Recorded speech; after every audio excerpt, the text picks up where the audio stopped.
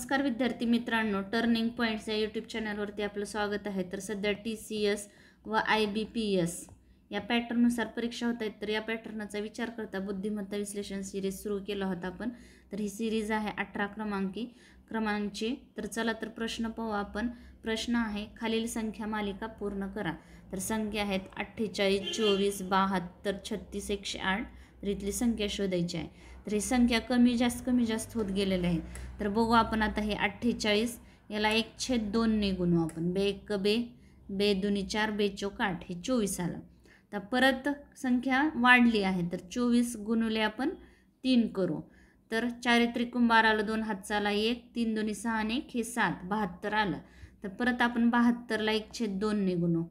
बे 1 बे, बे त्रिक 6, इथं उरला 1, बे सख्ख 12, 36 आलं. बरोबर.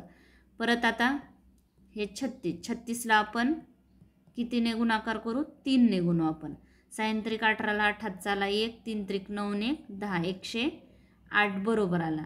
आता पहिला आपण 3 न गुणलो, 1/2 ने गुणलो, 3 ने. आता 3 न झाल्यानंतर 1/2 ने गुण 108ला. बे 1 बे, बे 5 10, 4, बे 4 8, किती आलं हे? 54. म्हणजे आपली इथली संख्या कोणती आहे? 54. आपलं उत्तर आहे हे. तर चला तर पुढचा प्रश्न पाहू आपण.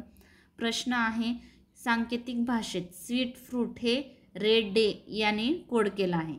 परत मँगो इज स्वीट ला काय केलं आहे? डे में के. ऑरेंज इज सिट्रस ला काय केले? पे असे कोड केलेले आहे. तर ऑरेंजला पे ने असे कोड केले आहे. तर मँगो या शब्दासाठी काय कोड आहे हे विचारलं आहे आपल्याला. हे स्वीट फ्रूट त्याला कोड आहे आर डे.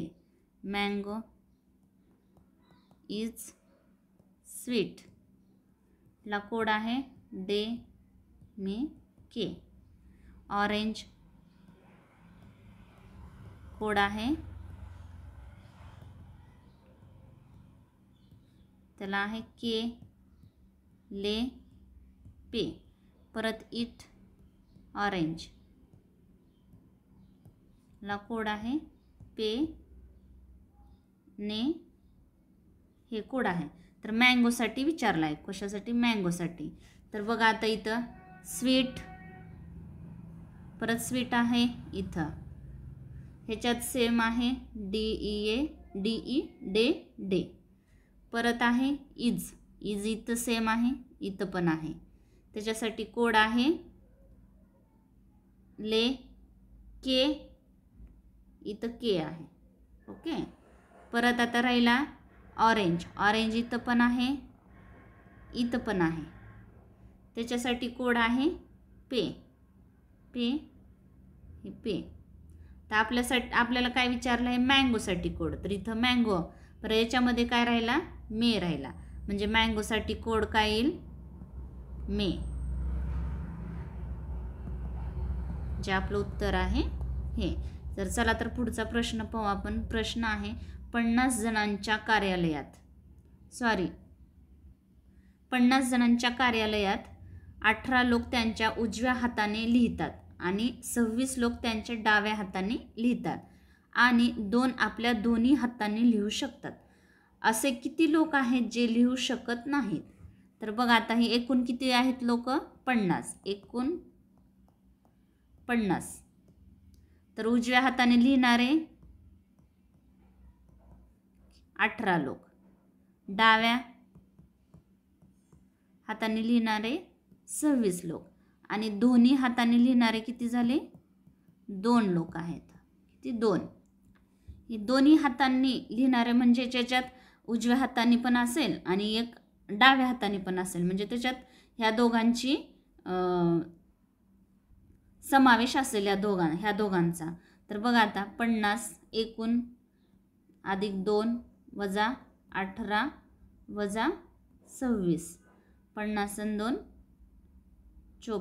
52 वजा यांच्या दोघांची बेरीज होईल. वजा बेरीज 44. 52 मधून 44 गेले, 8 राहिले. म्हणजे असे किती लोक आहेत जे लिहू शकत नाहीत? तर 8 लोक आहेत जे लिहू शकत नाहीत. आपलं उत्तर आहे हे. तर चला तर पुढचा प्रश्न पाहू आपण. दिलेल्या आकृतीत किती त्रिकोण आहेत हे शोधायचं आहे. तर ही आकृती आहे, तर याच्यात त्रिकोण बघायचे आहे. तर हे एक त्रिकोण आहे, 1 2 3 हे 4 त्रिकोण झाले. तर बघ आता 4 झाले. हे सॉरी हे कट आहे, फक्त इथं 8 आहे. परत आता हे एक त्रिकोण झाला आणि हे एक त्रिकोण झाला, याच्यात 2 त्रिकोण झाले. परत दुसरी आकृती इकडे हा एक त्रिकोण झाला आणि हा एक त्रिकोण झाला, म्हणजे हे 2 4 2 6 आणि 2 8, म्हणजे एकूण किती त्रिकोण होतील ह्या आकृतीत? तर 8 त्रिकोण होतील. तर आपलं उत्तर आहे हे. तर चला तर पुढचा प्रश्न पाहू आपण. प्रश्न आहे, सचिनचे घड्याळ प्रत्येक तासाला 4 सेकंद पुढे जाते.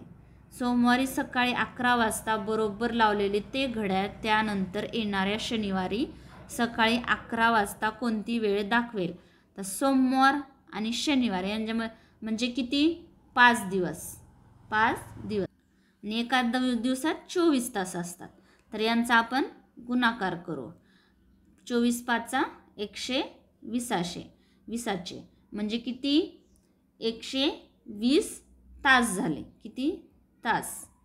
तर आपल्याला सेकंद म्हणले, तर 120 गुणिले 4 आपल्याला सेकंद करायचे आहे. तासाला सेकंदात कन्वर्ट करायचे. तर 12 चोक 48 सेकंद, म्हणजे 5 दिवसात किती सेकंद आहेत? 48 सेकंद. तर आपल्याला काय म्हणले? आणि एका तासात किती असतात सेकंद? 60 सेकंद असतात. किती? 60 सेकंद. तर आपण 480ला 60 सेकंदाने भागू. 6 6 कटले 6 8 48, म्हणजे हे 8 मिनिटे सेकंद. म्हणजे बघा ही घड्याळ किती शनिवारी 11 वाजता किती वेळ दाखवेल ह्या घड्याळात? 11 वाजून 8 सेकंद हे वेळ दाखवेल त्या घड्याळात. तर आपलं उत्तर आहे हे. तर चला तर पुढचा प्रश्न पाहू आपण. प्रश्न आहे, दिलेल्या पर्यायामधून खालील मालिकेतील प्रश्नचिन्ह बदलून शकणारी संख्या निवडा. तर हे संख्या आहेत 14 12 27 25 53 51. तर इथली संख्या आपल्याला शोधायची आहेत. तर हे कमी जास्त होत आहेत संख्या.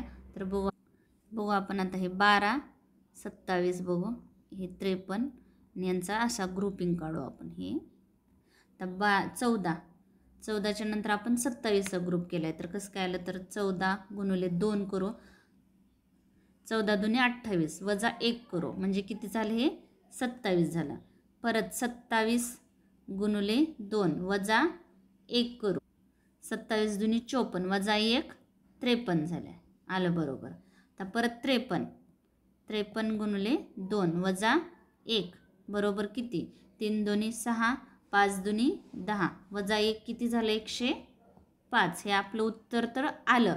पण ह्यांचा पण संबंध सेम आहे का बघू आपण, म्हणजे संख्या पुढच्या येतात का? तर आपण इथं काय केलं आहे? 12 गुणिले 2 करू. 12 दुनी 24, पण इथं 25 आहे, म्हणजेच इथं प्लस 1 केला आहे. इथं काय मायनस 1 केला आहे, तर इथं प्लस 1 केला आहे. 25 गुणिले 2 प्लस 1 करू. 25 दुनी 50 प्लस 1 51, म्हणजे ही संख्या भेटली. म्हणजे आपलं उत्तर काय आहे? 105. आपलं उत्तर आहे हे. तर चला तर पुढची प्रश्न बघू आपण. प्रश्न आहे, खालील मालिकेत न बसणारी संख्या ओळखायची आहे आपल्याला. मग हे संख्या आहेत.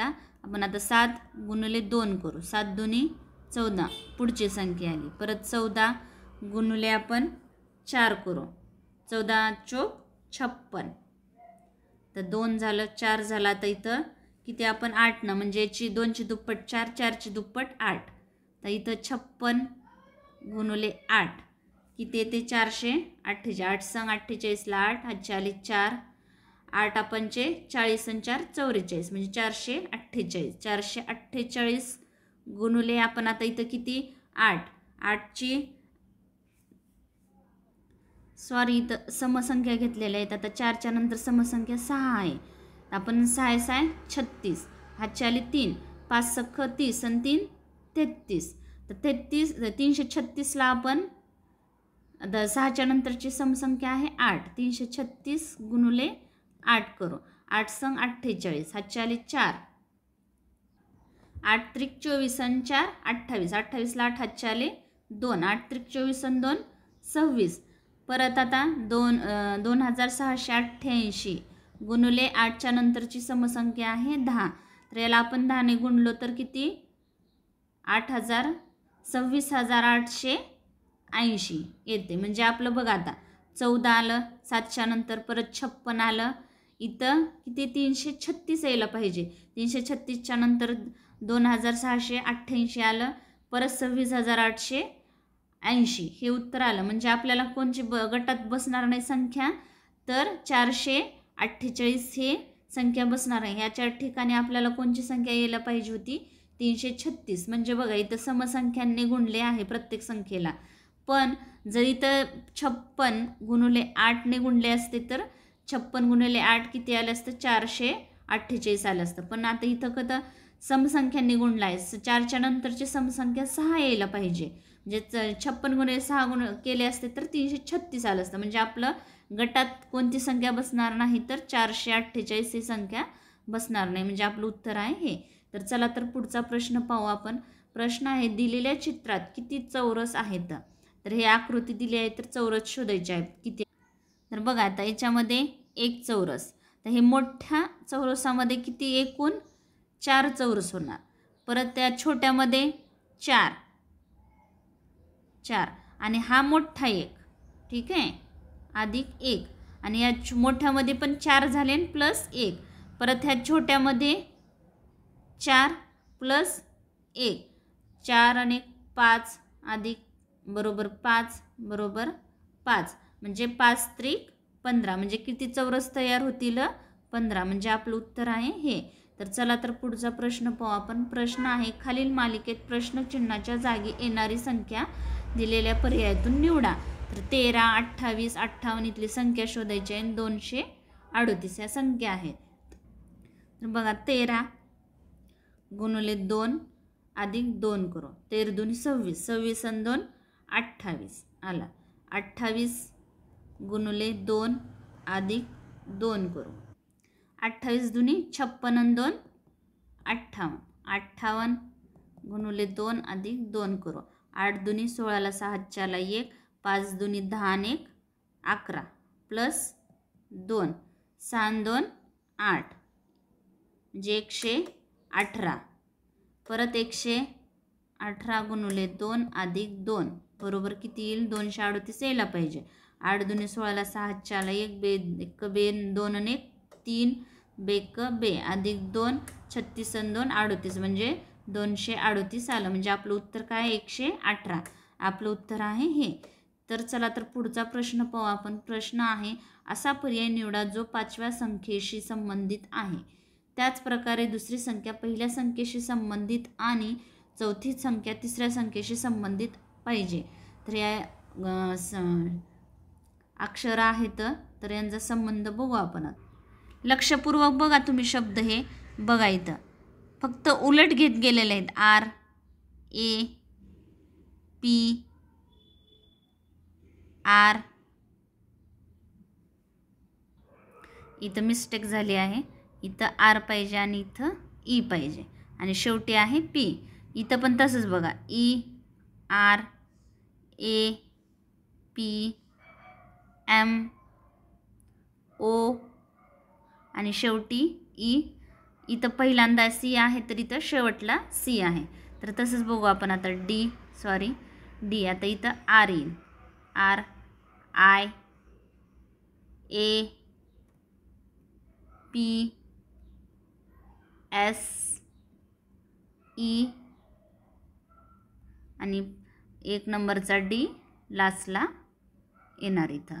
म्हणजे तर आपलं उत्तर काय R I A S P S E D म्हणजे आपलं उत्तर आहे हे.